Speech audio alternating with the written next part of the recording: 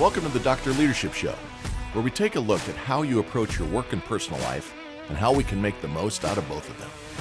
A weekly get-together where we get real about self-improvement and development as we all make this not-so-easy journey through life. Our discussions will cover ideas and concepts from how to grow your career to how to lead your family towards prosperity and happiness. We don't pretend to know it all, and the doctor is the first to be vulnerable, discussing his own weaknesses, both past and present. This is about growing together and having some fun while we discuss what is happening in the crazy world we live in and how to make the most of it. Let's strive for awesome together. Let's get after it. Hey everybody, welcome to another edition of the Dr. Leadership Podcast. Hope you're having an awesome Wednesday morning for the members. Hope you're having an awesome week already since you're listening to this way in advance. Remember, folks, you can get into that membership site by just going out to our website at www.drleadershipresults.com. Click on subscribe, and you can get early access to all of the Leadership Lounge episodes we've been sharing the last few weeks, to the content that I share every week on Wednesdays, early access and share commentary and things with other members. You can check it out there, or you can email us at drleadershipresults@gmail.com and share things such as, hey, hate you, get off the air, or, hey, great episode last week, appreciate the positive feedback that comes every week, and we're being listened to in 71 countries. Again, just incredible. That's held constant now for about 6 months, and appreciate all of you listening and sharing to others. Hope you have enjoyed the last several Leadership Lounge episodes. We had Dave Twomley on last week, the D1 athlete VP in sales and support for a large company out on the East Coast. Gave some great insights on his thirst around leadership and how it's helped him grow, being a parent, growing throughout his career, etc. We had Jim Carlo on, author of that new book, 6 Pillars of Effective Leadership. Dove into integrity and several others of those 6 pillars. Give that a listen. Good for all of us, not just leaders, but all of us can take those steps and those different pillars that he talks about and make ourselves more effective in leadership and in life. We had Eric Sharon on. He released his new book basically on the show. He's a tech executive, been involved with Microsoft and Oracle and all the big tech companies. And he released his book, Have You Ever Had a Boss That? And we went into the nine archetypes of leaders, and it's kind of funny. There's a lot of funny stories in that episode, just on people we both have known, right? And it will resonate with you on the different leaders you've had as well. And then, of course, my dear friend Rob Leone of Black River Performance Management on HR behavior and organizational behavior. He and his wife Angie own Black River Performance Management, and just a great company. Travel all over. I just talked to him this week. He was up in Alaska and heading back up to Alaska to do some retreats. And I said, hey, you need anybody up there to bait the hooks while you're fishing on your retreat? Let me know. I'd be happy to go up. The doctor will go up and play second fiddle for you anytime. But the other news, we had done some Leadership Lounge episodes in a row because my wife and I just got back from Portugal. And if you have not been to Portugal, highly recommended. What a beautiful country, beautiful people. Oh, just an incredible vacation.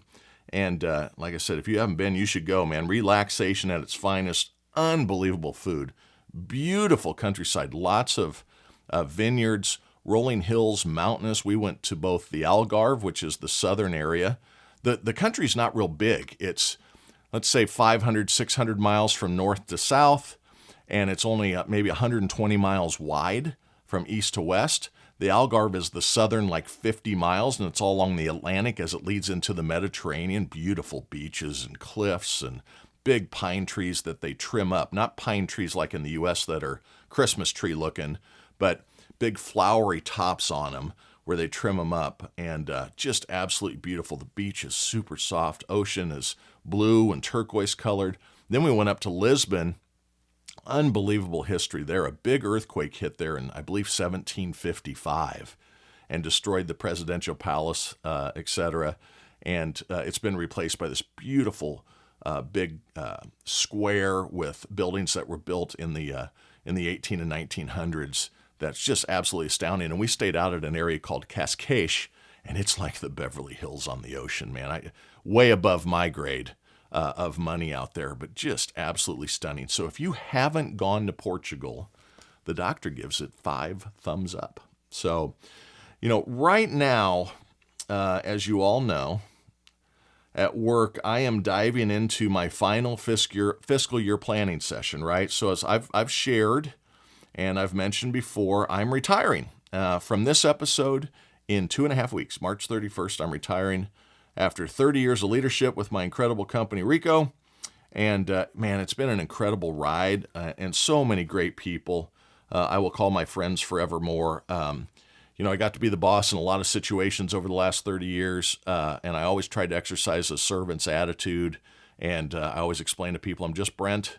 I have some different responsibilities, but it's going to be hard to step away from the people. I've got a couple of celebrations, one out at headquarters, one out in my big facility in Boulder over the coming weeks, and I'm sure I'm going to be emotional. I know it already. I've already bought some tissues to take with me because these are just wonderful people. I consider them friends and family. But I am thinking about this, and as I'm preparing to leave, I'm trying to do all I can to continue to help set the teams up for as much success as possible in the future. Now, they are far more responsible for their success versus anything I would, bring or teach to them or show them or whatever might be the case. But as we finalize our plans for next year, I have been concentrating on listening and understanding skills in my own engagements. I think that is a set of skills that we all need to continuously work on, right? So this episode is actually around constructive disagreement to solve problems is what I think I'm going to call it. And that involves really good listening and understanding skills. So I want to dive in to using a skill I call constructive disagreement. And as a leader or as an individual contributor or part of a team sale, all of my company's sales are team-oriented. You've got people that install it, you got people that build it and research and development, you got people that service it, you got people that sell it, you got people that hook it up, you got people that support it, you got specialization around specific solutions and product types. So it's a team sell. So it isn't, even if you're an individual contributor, this episode doesn't pertain to me because I'm sure anybody that's out there in life, you got teams in something. I mean, think your family life, that's a team. So what is this thing I call constructive disagreement, you might ask? Let me tell you. Well, in the work and personal environment, we are always have and always will face problems that need solving. And it is very easy to get off on the wrong foot and not get to those desired outcomes, which is solving the damn problems, because people get offended or are offensive and disrespectful. And the next thing you know, you now have an additional problem because I'm mad at Susie or I'm mad at Billy, people issues, all that crap that is just the worst to have to deal with. But unfortunately, it's never going to go away. And I even put my notes, laugh out loud. It's not ha-ha funny, it's ha-ha sad, as I had a boss once say. But if you use a simple kind of 4-step process on working with a team or with others, multiple personalities, engagements that you might come across, you can use that constructive disagreement that I'm talking about to solve the problems. You'll get a better resolution when you use constructive listening, constructive feedback, constructive interaction, constructive disagreement. You've heard me say before, I don't like the word confrontation. Most people avoid it like the plague. They won't ask a tough question. They won't give feedback to family. They won't be honest at times because they're afraid or feel bad of the fallout that might come from it. Change your mindset on that. It's not confrontation, it's carefrontation. You care enough to bring it up and say, listen, we need to address this. So the first thing I had written down here is teams tend to go into compliance or groupthink mode. And this is according to an HBR, Harvard Business Review article I was reading that kind of spurred this thought process on the subject. That groupthink or that compliance mode, right? It's a dangerous scenario which will almost always stifle growth. Individually, your own growth, your team's growth, your company's growth, etc. So to get the most out of people, You need what they call, in this article, constructive dissent. And that is the ability to challenge ideas respectfully and productively. There's a difference from being an asshole in a meeting and just pushing back on people, or using constructive disagreement, or as they call it, constructive dissent, to propel the thing to the best outcome you can come up with together. So there's a quick 4-step deal, and then I'm going to go in a little more detail on some ways to engage through this stuff. But first of all, you need to set up some ground rules when you're trying to fix something. When you're getting ready to have this engagement, if you're part of the team, if you're the leader of the team, whatever, get some good ground rules set up around respectful debate. Set the rules, no personal attacks, equal participation, everyone's expected to give good participation, etc. And if you kind of paint the lines on the court that out of bounds is inside, stay inside these lines and you won't be considered out of bounds, to use a sports analogy, you'll be in good shape. Think about how unproductive our government has been the last decades, right? I mean, it's really, really become very obvious. Forget your political affiliation here. Let's cheer for good outcomes here. It's a hot mess. No collaboration across the aisle, and only personal attacks, and even lawfare, corrupt approaches to try to bring people down. Don't be petty. Don't be petty sign holders and lose the plot of getting, proverbial shit done. So here is a 4-step process. So I bring up the government thing because there's the big speech this last week, and there was one side that didn't cheer for kids with cancer, and it's just blah, all of it. I'm not rooting for a certain team here. I think everybody understands my political thought process on this. I'm conservative by nature. But these are simple things that we all should be able to agree to. We all should be able to agree that a kid with cancer gets a cheer. We all should agree that people that were killed by other people, we should feel sorry and give respect to the family members. But we're past that. And we don't want that in our personal lives and our business lives. So this 4-step process for us all to use in our lives and in our business is you're trying to do 4 things here. You're trying to generate ideas to fix the problems, right? How can we improve? You need to, number 2, clarify any assumptions during the conversation. So when someone says something, you could think in your mind, assume what they're saying. And if that comes across as bad in your mind, then ask an open-ended question saying, listen, is this what you're saying or is it something else? I don't want to misinterpret. So you've got to get the conversation, everyone understanding what's being said from the same, not perspective, but the same kind of understanding. The other one that you need to do, number 3 I wrote down, is let friction happen through respectful challenging. And friction is where energy is made, right? Think about it that way. It's okay to have differing opinions. It's okay to have different perspectives and viewpoints. That's very healthy in all things in life, business, professional, personal. And then what happens is that opens up the 4th thing of these steps I wanted to, and these aren't really the steps, but the 4 general ideas of this allowing some carefrontation to happen, is when you have that friction, when you generate good ideas, when you clarify any assumptions, guess what happens is you get the best idea and you can move forward with the best ideas. And that, of course, comes from that constructive discourse. Discourse was a big word in our government for 240 years, 230 years. There's no discourse any longer. People can't get in a room and everybody give a little. It's so-and-so bad, so-and-so evil, you're Hitler, you're evil, can't talk to you anymore, blow up family relationships, don't talk to your grandmother. It's so because who grandma voted for, might have voted for, or who you voted for. Come on, folks. That just shows an unbelievably large amount of lack of emotional intelligence. We all have different perspectives and different things that have happened in our lives, so just be respectful and listen to others, and I guarantee working together you'll find a better solution set. So what we need to understand is this stuff isn't personal. The world is very weak, I already said it, emotionally, and we need a reset in emotional intelligence. The press has done a wonderful job of propaganda from all directions, creating this complete breakdown of discourse, not being able to get along. It's personal. I hate you. You hate me. Won't you leave my family? Like knick-knack, I'm an old guy. Sorry about the old song. See, where innovation and growth happens is at intersections of ideas.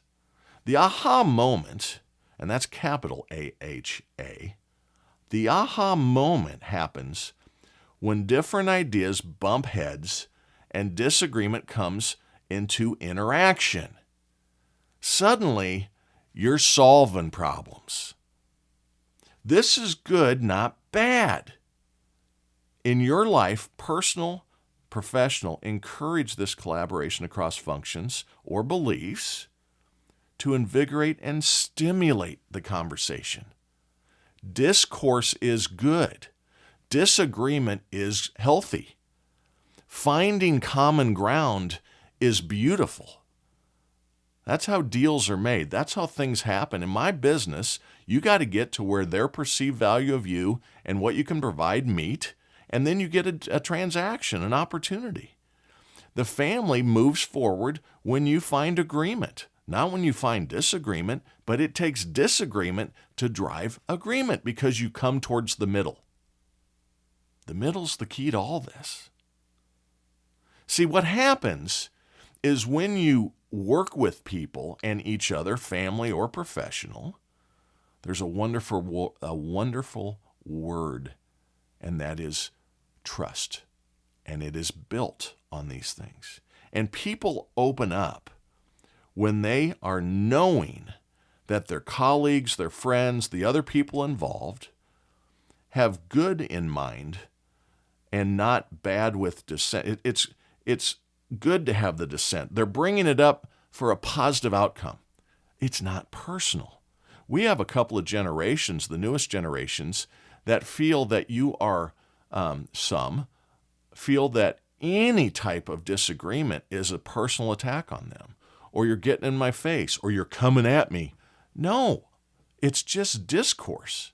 It's okay. That's where great ideas come from. None of us were gifted from God at birth with the right idea. We had to have a meandering journey to come up with our perspectives. Sometimes we've been fed by others our perspective, and we haven't done a little due diligence to realize that, wow, that was a manipulated perspective, or that's based off of not truths. And that's where that dissent comes together. Now, wait a second, what are you talking about? I'm not familiar with that. If that's true, then my idea doesn't hold water. Wow, what a great place to be for personal development. Trust. What a great word. Now let me say this. More people will speak up if they feel that it's a safe place to not be caught in groupthink, like I said earlier. This will lead to a stronger team, a stronger family, a stronger relationship, stronger friendships, stronger relationships with kids and aunts and uncles and grandparents, people across the aisle. Get in a room and talk constructively instead of trying to get sound bites on whatever your favorite network is that says only what you want to hear. Holds true in coffee pot talk too, and at the water pot in your offices. We all need to go to work. You all need to get along. And you do want the best for your company, because that leads to the best for you, which leads to the financially, which leads to the best for your family. Why wouldn't you want this?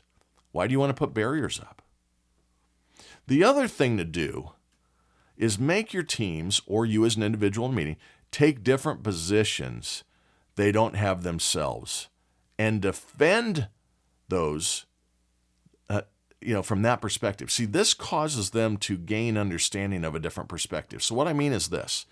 If you think A and have always thought A, and someone else is thinking B, if you're the leader, or if you're an individual and you're trying to get along and figure something out with somebody, take B's perspective and in your own mind try to defend the other idea in your own mind. Because what happens is you gain understanding of their perspective, their perception, what causes them to be digging their heels in. then you can say, well, wait a second, I kind of get some of that, okay?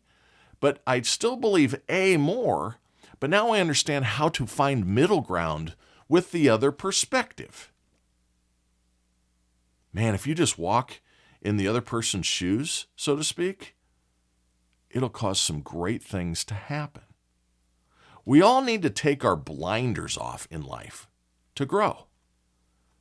If you think you got it all figured out, I don't at 57. My kids don't at 24 and 27. My wife doesn't at 45. My mom doesn't at 95 and a half. As soon as you think you're always right, or you get narcissistic, or you get so stubborn that you make a fool of yourself, which is what's happening inside our government, very, very obviously right now to a lot of people.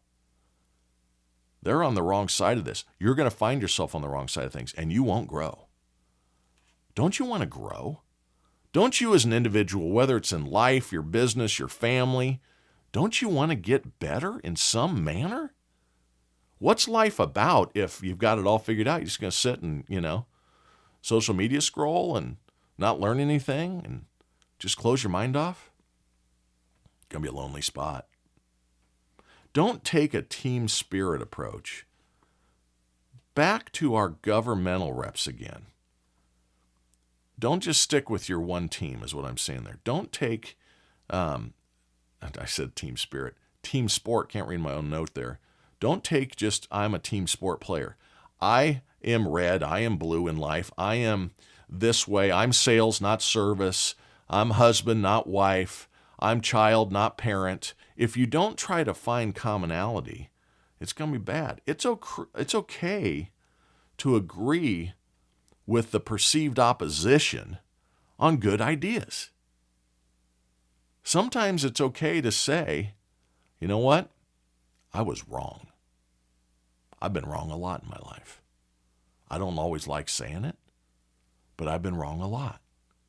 And that's really helped me grow. I think being susceptible to criticism, taking and using feedback to make myself better has really helped me in my career. I think listening to my wife and her perspective makes me a better person. I think listening to my kids' perspective at times has made me a better parent. They don't always think I'm a good parent. That's okay. It's not a likability contest in life. I don't need to be liked. I need to be driving results. I need to be solving problems. I need to be providing outcomes. Not to make personal life sound like a transaction, but you just got to kind of get shit done. It's not about who was right, who was wrong. Ronald Reagan had the greatest thing ever. It's amazing how much you can accomplish if you don't care about who gets the credit. Wow. Smart man. Go see the movie. Dennis Quaid's good movie. It's okay to agree with the opposition on good ideas. Like we all should, as I said before, clap for a young kid surviving brain cancer. Man, talk about being painted yourself into a bad corner. How stupid is that? Sourpuss on your face because the kid survived cancer.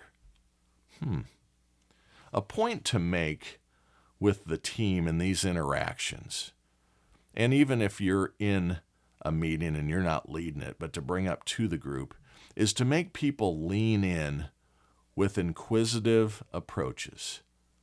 Don't be too directly contradictive. Don't be, hey, no, that's a stupid idea. That isn't a good way to be contradictory. Tell me more about that idea. I'm not understanding how you think that helps. Can you give me a little more detail? Those are good statements. If you just go, hey, I think that's stupid, that's probably going to stifle the openness. Instead, ask those deeper, open-ended questions to make people think. Think. Don't respond.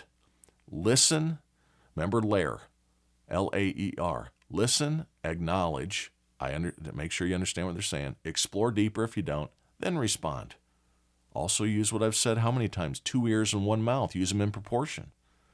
Don't come in thinking you got all the right ideas. Promise you, you don't. I've been in this business for 36 years. I don't have all the right ideas because guess what? Business is changing, has changed, will change. What I was can't be what I am and certainly won't be what I need to be. Most importantly, if you're leading the meeting, if you come in and you're the boss in this scenario, or you are the sales rep and you're bringing your supporting infrastructure in around you, and the team's convened, be a model of the behavior you want them to use. So speaking to the leaders here for just a second, I talked about this 75 episodes ago on how to lead a constructive meeting. Don't sit at the head of the table. Don't come in and say what you want to do. Come in and expose yourself as not having all the right answers. Be vulnerable so that people's guards of they don't really want to hear what I have to say start to drop. You need them to open up. You need them to think deeper. You need them to be constructive in contradiction. So you have to model the behaviors yourself of the behaviors you want the rest of the group to use. Throw out the first couple of new ideas. But also, when someone else throws an idea out, be the last to critique anyone or to give feedback. Let the room percolate a little bit here. This will set the tone of what the safe space to foster new approaches in solving problems is really going to be. The net of all of this is open your mind to other ideas, open your mind to discourse, open your mind for sharing, open your mind for learning. Personal life, professional life, individual contributor or leader, parent, child, aunt, uncle, spouse. Use a little open-mindedness in this life. We have seen over the last several years this just terrible approach to solving problems. This world has got big problems. Quit folding into your team mindset and think differently. Open your eyes up. Open your ears up. Then process what comes in. Doesn't mean that you're wrong, but you will propel the outcome by working with people and finding the middle. Some answers are very prevalent to everybody. Other answers have nuance. There's gray in the color scheme of the world. It's not black and white. Nothing really is. So you have to play in the grayscales. You have to understand that it's shades that are being brought up in these conversations. Constructive criticism is good. Constructive dissent is good, because what it leads to is everyone in the room getting a little bit more awesome. Then you keep all that shit up. Talk next week.